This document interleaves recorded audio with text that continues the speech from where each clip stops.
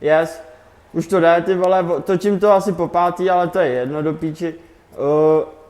Tohle to je pozdrav pro Viktora Šína. Když se zaposloucháš do jeho beatu, tak zjistíš, že v těch tónech je takový šumění a pak ho slyšíš úplně ranec. A když to šumění jakoby zase do něj zaposloucháš třeba na díl, tak už ti tam zůstane v té písničce na furt, vole. Pokud, no to je jedno. A když se zaposloucháš do jeho rapu, o tom, jak rapuje, tak vole,